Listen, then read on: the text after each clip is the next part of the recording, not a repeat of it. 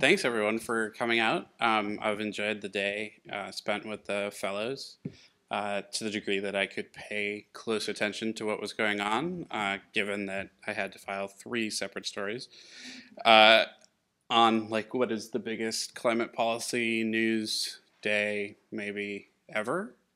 Not quite sure. Um, but it's not necessarily the biggest climate science news day. Um, As far as most prolific, I missed the most prolific award in 2013 by one story. So that was kind of a problem. Really would rather get the title of most accurate, most thorough, something like that. Instead, I get he writes the most.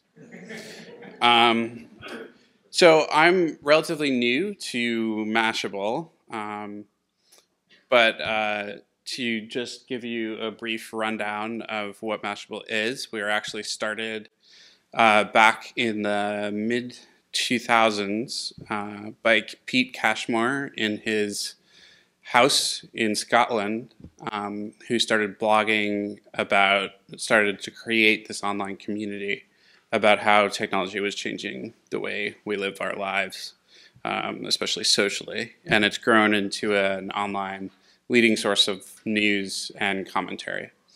So right now, my climate policy stories are competing with the breaking news out of the Apple Developers Conference in California about the new operating system. So we'll see which one gets the most shares. I have a feeling it's going to be that one.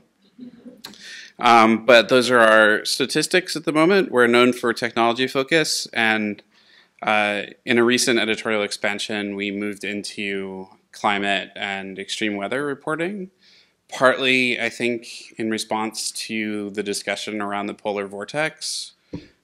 People realized that the young generation, especially that was coming to Mashable for news, was lacking an authoritative voice. The website was lacking an authoritative voice on those subjects. So they brought me in February, and hopefully we'll expand that editorial staff a little bit more. So this is a question that I'm asked most in response to climate news these days.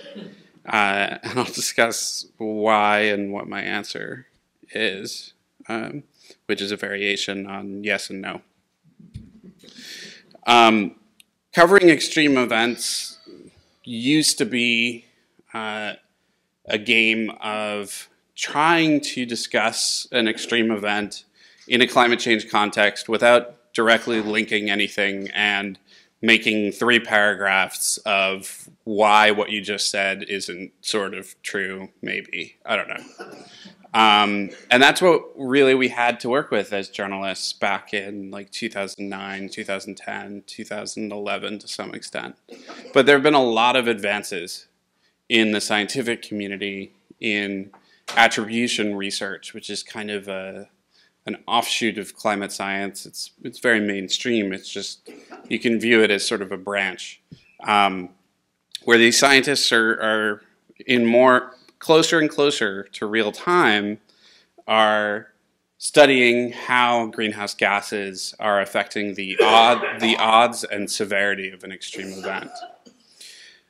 So now you can see some of the types of statements that we're better able to make in our stories. And the overriding message to people is get used to a more extreme environment, particularly when it comes to extreme precipitation and extreme temperature events. We have less confidence when it comes to certain other extremes. In my view, at this point, if you are assigned to cover a story on an extreme event, be it a flood somewhere, or like in Boulder, Colorado in the past year, or a heat wave like they just had in East Asia, to some extent still going on, but parts of China and several other countries set all-time records for the month of May. It may actually be irresponsible not to mention climate change in your story. Whereas before it was viewed kind of as activist-y if you put it in there. And it was often taken out by editors who wanted to equivocate a little bit more. And I think that's changed.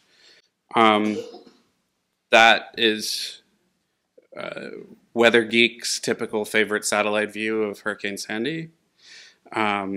It gets shared a lot on social media just from a NOAA satellite. But what changed was what Mother Nature did, what scientists have discovered, and media industry dynamics, which I think are also playing a role, but they're not as frequently discussed. So since 2011, really, we've had a relentless barrage of extremes. I was trying to come up with a comprehensive list. Like over 4 days, I just carried a piece of paper around, and I was like, oh yeah, there were floods here. Oh, yeah. I definitely didn't come up with all of them, but some of them that stick out were the Russian heat wave, Pakistan floods of 2010. Russian heat wave was responsible for at least 50,000 deaths. Serious disruption in food prices around the world because their wheat yields crashed. That whole jet stream pattern was linked to the deadly Pakistan floods. Australia has just gone through fascinating cycles of burning, flooding, and then burning again. We had the March heat wave of 2012, which to most meteorologists was one of the most unusual extreme events of 2012. But maybe for some of the public, especially outside of the upper Midwest, it doesn't really stick out as much. We had our hottest year in the United States. Then Australia had their hottest year. We obviously had Hurricane Sandy. And at the same time, we're getting all these extreme events. The news cycle is speeding up. Fewer reporters have the luxury of taking a deep dive into a study or a group of studies. Magazine reporters do. Reporters at outlets like Climate Central do, because that's pretty much what they're paid to do. But reporters at more mainstream outlets, even the Mashables of the world, we don't have that luxury. The news cycle, like, it just happened while I've been speaking. Like, something's old now. That's basically as fast as the online newsroom is moving. And you have to sort of take a deep breath when you walk into the newsroom, just based on how quickly things are going. And remember to look up once in a while. This is just a map of the temperature anomalies from the Russian heat event, and the bright red colors in Western Russia and Eastern Europe show the extreme high temperatures there. The jet stream tied those together, that with the Pakistan floods, pretty well, unfortunately. They were connected via this huge blocking ridge that diverted all weather systems sort of to the north of Moscow, spilled that south, and directed the subtropical jet in a way that it doesn't normally do, and allowed an influx of moisture up into Pakistan to devastating results. So we've been seeing more and more of these jet stream perturbations, these weird events that everybody sort of knows is weird and might think, oh, that's weird. But you're not going to alter your life around it unless it's connected to something, or, you know, it's increased, I think, Americans' curiosity about extreme weather and climate, given us many teachable moments about this. I don't know that it's given us a broad thesis quite yet, at least the jet stream research, but it's a fascinating area. We had the Texas drought and heat wave, where Texas and Oklahoma waged a major competition for the hottest summer of any state ever recorded, and Oklahoma narrowly beat out Texas, which I don't think they were very happy about. There were some creative headlines about messing with Texas. And we had a recent study from James Hansen and company just about how the distribution of summertime temperatures is shifting more and more towards the extreme globally. And then I mentioned the blocking highs that we see. That's what we saw in the weather pattern responsible for the Moscow heat wave. That's what we saw here during March of 2012 in the United States, where for days and days, this weather system did not move. It just spun around like it was completely stuck. And this arm was kind of outstretched like an arm falling asleep. And this area just kept pumping warm, humid air northward.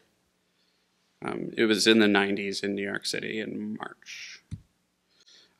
This is just a chart of the Boulder Floods, which shows the impact that had, because Boulder was on track for one of their driest years on record, which is this, the driest year is the red line. The yellow line is where they were going in 2013. And they jumped from one of their driest years to being above track for their wettest year in the time period of 2 days. So it rained a little bit.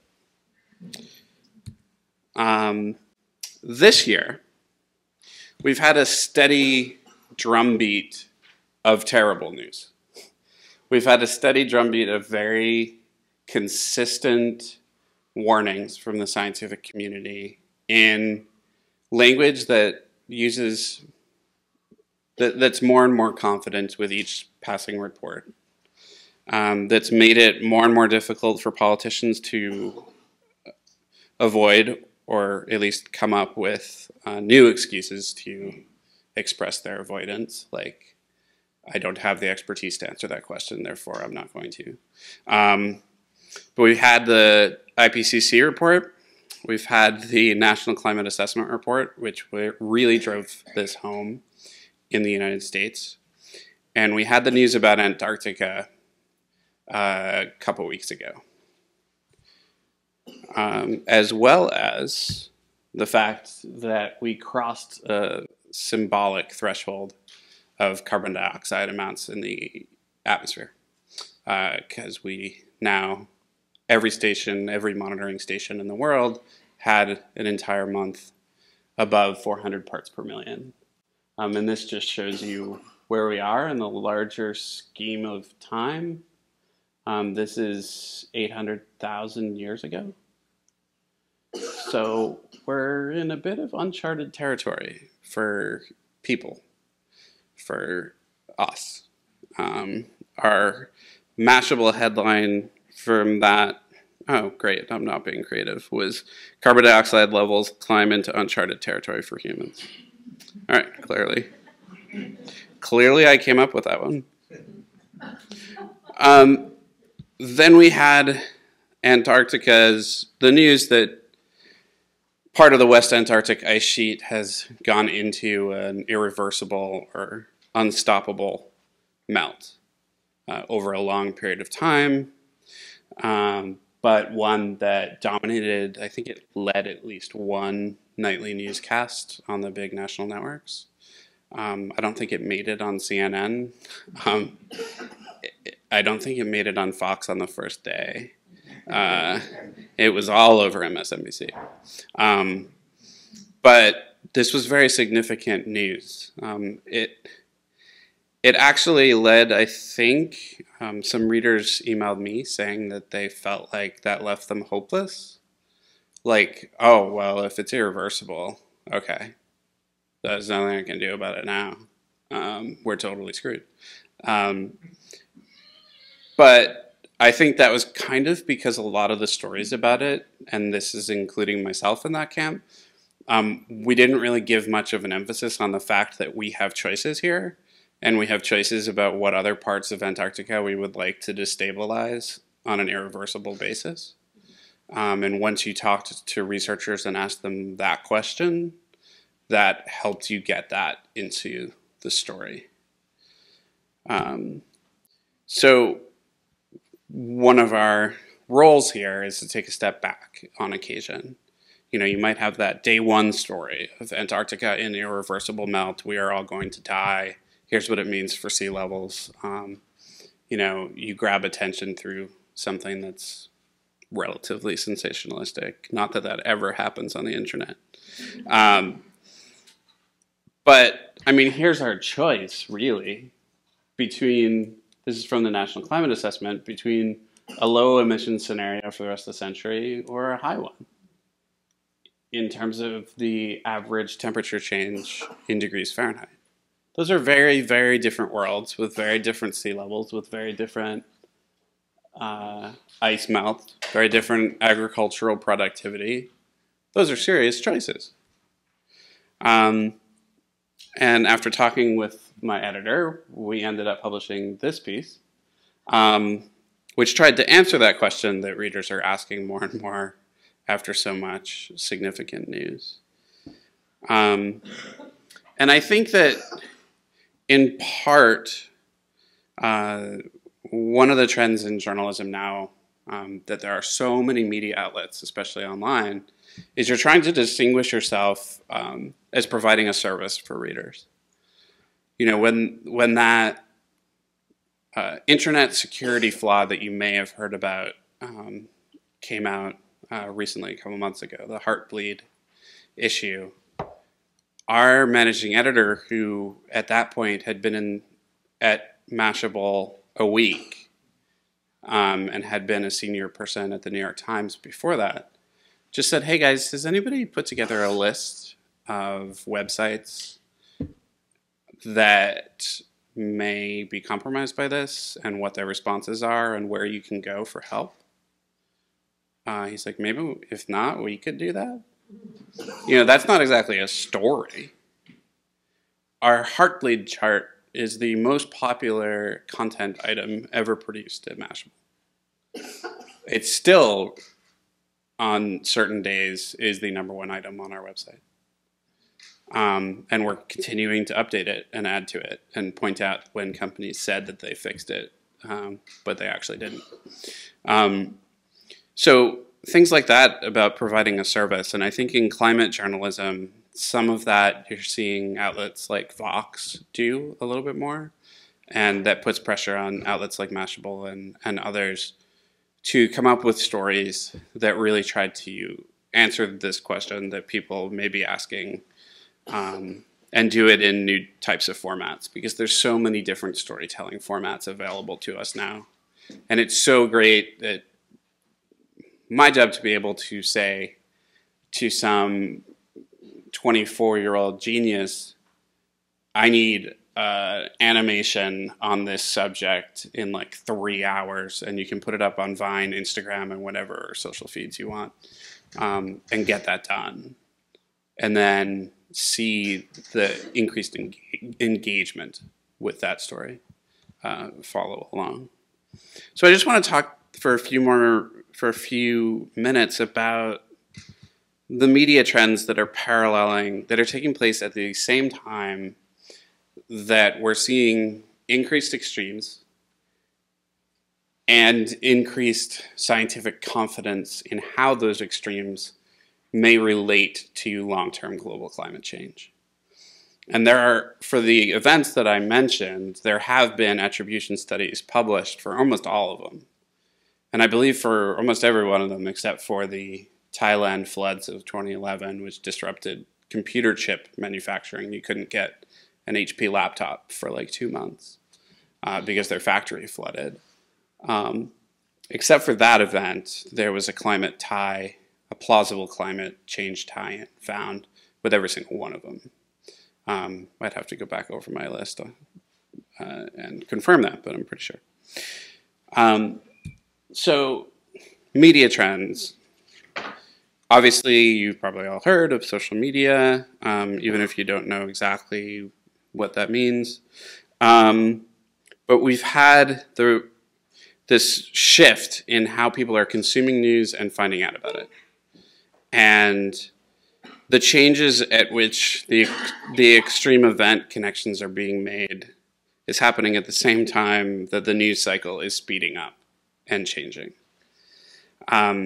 We've had websites like BuzzFeed and Upworthy come along, steal a huge amount of traffic through clever headlines, and in Upworthy's case, really clever storytelling techniques and choices made, usually to make people feel good about themselves in the story or motivated to take action. And they've committed to doing more on climate change as well. We've seen the rise of reporter experts as their own media brands. So you had Nate Silver's blog at the New York Times, and then he left recently for ESPN and formed his own little mini web empire. You had Ezra Klein at the Washington Post, who left for Vox. And we're seeing that happen a little bit in the weather and climate game. We have the Capital Weather Gang and Jason Samino. We have me at Mashable. We have Eric Holthouse at Slate.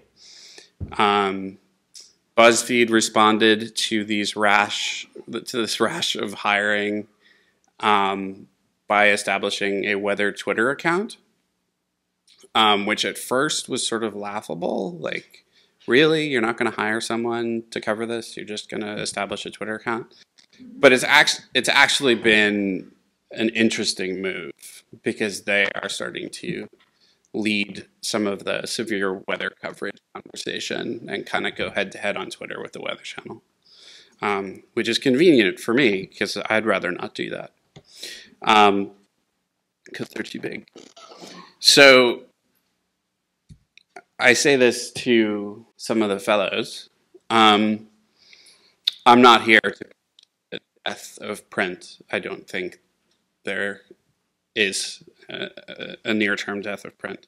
And if there is, I'd be very sad about it.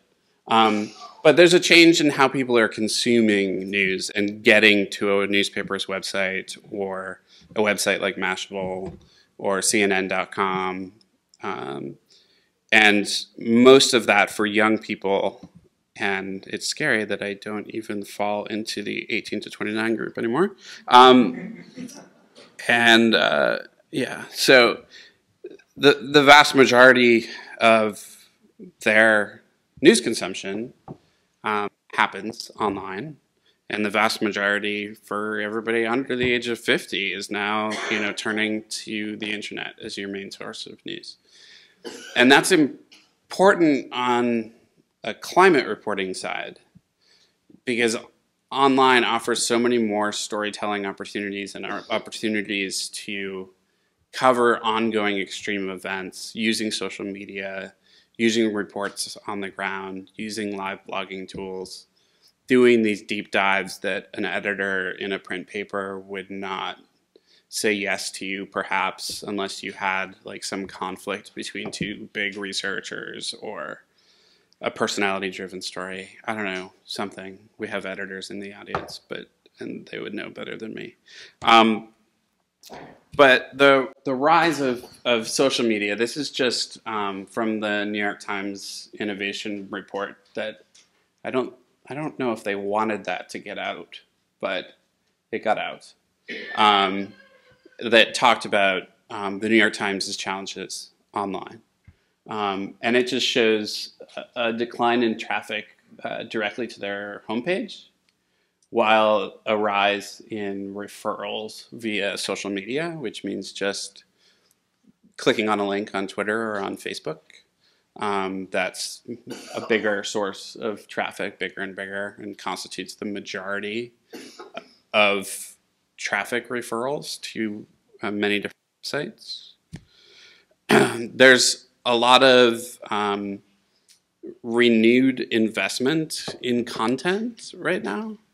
Mashable recently took in venture capital funding. We've seen venture capital funding recently for Vox, for other websites. This, again, is from the New York Times report, and it just makes the point that starting a while ago, they were no longer the top news website online, and they've recently been passed by other news websites. And this is just an example of like a strategy that is known in the business as clickbaiting, is titling something that will be sort of irresistible to click, but is really not borne out in the actual article. So the Weather Channel's website, I don't know if you can read these stories, but I can assure you that absolutely none of them have anything to do with the weather. The weather is like down here or like way up there at this point. And their traffic is through the roof at this point. They're doing really well. And the NOAA hurricane forecast came out that day, and it was incredibly boring to cover because it was for a normal to slightly below normal season this year, largely related to the prediction of an El Nino event in the Pacific. Yet they titled, "Hurricane Forecast May Shock You." Any of you shocked by this? So, like that, a lot of reporters denounced them on Twitter, and then they changed the headline coincidentally, like an hour later. But really, like, here's how you could win $15,000. You know, people should go there to look for the weather. Maybe you've gone too far. I have a lot of friends who work at the Weather Channel, and they're great, and they're experts at what they do, especially on television. Not sure that their homepage is reflecting that. There's a lot of social science research going on right now about how the way we frame information as journalists affects the way you process information, and how the way you unconsciously filter information that's given to you. And we, as journalists, and we talked about this a little bit today in the seminar with the fellows, is that as journalists, we should be paying a little bit more attention to what these social scientists are saying. The National Weather Service is being forced to pay more attention to it after Hurricane Sandy, when there was all sorts of confusion, even among the highest levels of city government in New York, about what the heck Sandy was. Because they changed the classification based on meteorology from hurricane to a post-tropical cyclone. But who knows what a post-tropical cyclone is? And all the mayor heard was, oh, it's not a hurricane. So they delayed the evacuation decisions by one day because that message didn't really get through. And there was a recent study finding what I've long suspected, which is that the scientifically more accurate term of climate change doesn't actually resonate as well with the public and doesn't do as well online as global warming does. So, you know, I took that to my editors and I was like, well, that's pretty convincing that more people search for global warming than do for climate change. Why are we using climate change in all of our headlines? I know it's more accurate, but so the response is to sort of vary the two and probably end up using more global warming. But we've seen a lot of these studies that show that people don't really know what the cone of uncertainty map for hurricanes actually means. It's actually a lot of probability-based information within that cone. We just see this cone and assume that the hurricane is going in the middle of that cone, which is not at all true. This is a humorous take on the recent global warming versus climate change study, with scientists trying to figure out a way to just get through to people already.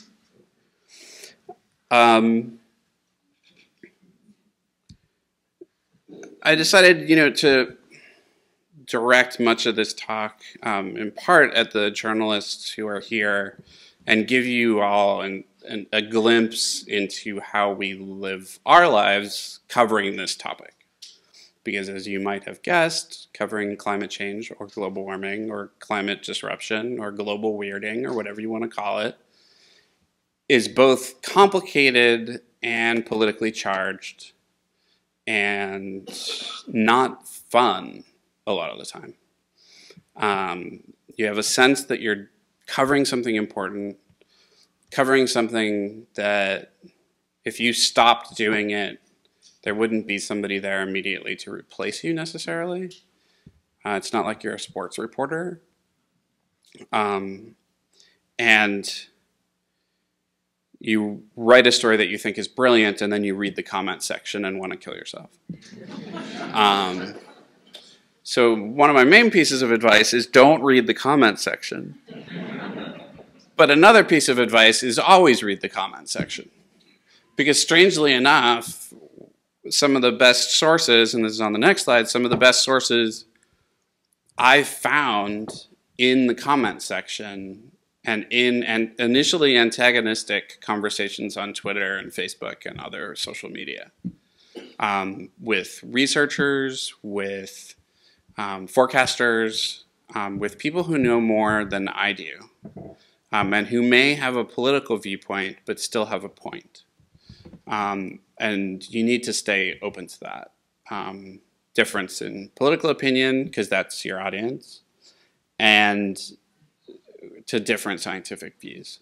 I used to have, when I wrote for Capital Weather Gang, there was one person who I think had like paid for some souped up version of the Google alert system because his was much faster than mine. And he always knew when I wrote something, and I wrote like on different days each week. So clearly, like, or he was hitting just at home hitting reload all the time. And he would comment, he'd be the first one to comment. And he just went by like shorthand. And my conversations with him, while initially scary and threatening, came to be kind of enlightening. So expect to get yelled at.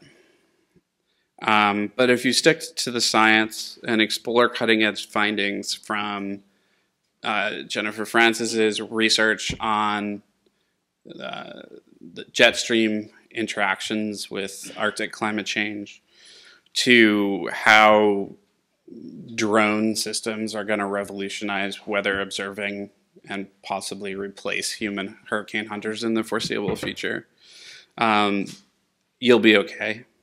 Remember that no weather event is just a weather event anymore. Just by the fact that we now have more water vapor in the atmosphere around the world, we now have warmer temperatures, we've changed the base conditions. So this doesn't mean that every weather event is due to climate change by any means, but it means that no weather event can take place in a context without it. Take the time to develop sources throughout the climate community. At Climate Central, I got to go to like every single science conference on climate and meet people, and that was a huge, huge source of sources. And investing in new storytelling techniques and interpretation, like people are doing here this week. Another thing is, you get a lot from reading the scientific literature as well as like weather computer models. I'm no weather forecaster, even though I have like a climate science degree and I've been a weather freak since I was born, basically. But it allows you to sort of anticipate big events and get on top of them and report on them before they happen, so you can A, warn people, and B, prepare people for the context in which this is about to occur. And I was able to do this about a week ahead of the polar vortex event and got in front of that story. Other types of events. For example, right now we know that it's going to be almost impossible for California to get through their wildfire season without a major, major problem. Like, it's going to be a miracle if that happens. So we've already discussed editorially, like, what are we going to do and how do we cover this when there are so many factors that affect what a wildfire destroys. The fact that we've built in places that we shouldn't build, that we've changed the landscape. This isn't all global warming. But when they have heat events in California, they're often hotter now than they used to be. and parts of California are becoming drier than they used to be and are supposed to be doing this in the future. And, you know, at Mashable, we try to break down large reports into digestible bits, bullet pointing, printing charts, getting some talented graphic artist to do a visualization that you can interact with is a key tool that we've relied on increasingly. I relied on that today when I asked somebody from here desperately to illustrate a study that just came out at 3 o'clock showing that female-named hurricanes are deadlier than male-named hurricanes. So there's that. So I'm really worried about the second hurricane on this year's list, which is Bertha. A lot of scientists were very skeptical of this study, but it is published in the Proceedings of the National Academy of Sciences, and it'll get quite a bit of attention. So I guess my main point is that the environment has changed an incredible amount since just 2010. And I'm talking about the environment as the environment, but also the media environment. We don't live in the same place, and it's changing rapidly. Newspapers are folding, other newspapers are getting new owners and being invested in, like the Washington Post and the Orange County Register. And trends online are moving so quickly that, like, you know, those of you who go to BuzzFeed probably know that the power of the listicle seems to be decreasing, just like the power of an Upworthy headline that is, you won't believe what happens next, is decreasing, and they have to change strategies. So on an increasing frequency and with increased, just the pace of the news cycle is so much faster, and there's pressure to publish so much more, that I think you're going to be seeing more and more about extreme weather and climate change, regardless of whether extreme weather events continue at the pace that they were or not. And lastly, I'll just say that, you know, the Obama administration has placed an emphasis today in rolling out their regulations on the public health benefits of the carbon regulations, because that polls better than we want to do this because of global warming. They were basing it more on extreme weather events. That's what they did in their June speech.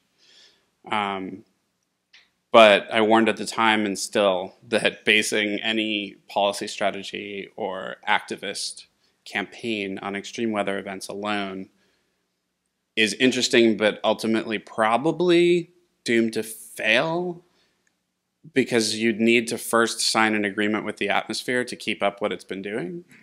And while our guess is that it will, and it'll get worse, that doesn't rule out a really quiet year or a really quiet couple of years, because these are statistical anomalies that are just as possible. So with that, I'll take questions. And this was just a thunderstorm video that got a ridiculous amount of page views and made people realize what a supercell thunderstorm actually looks like. So yeah, I'd be happy to take any questions that anybody has. Yes.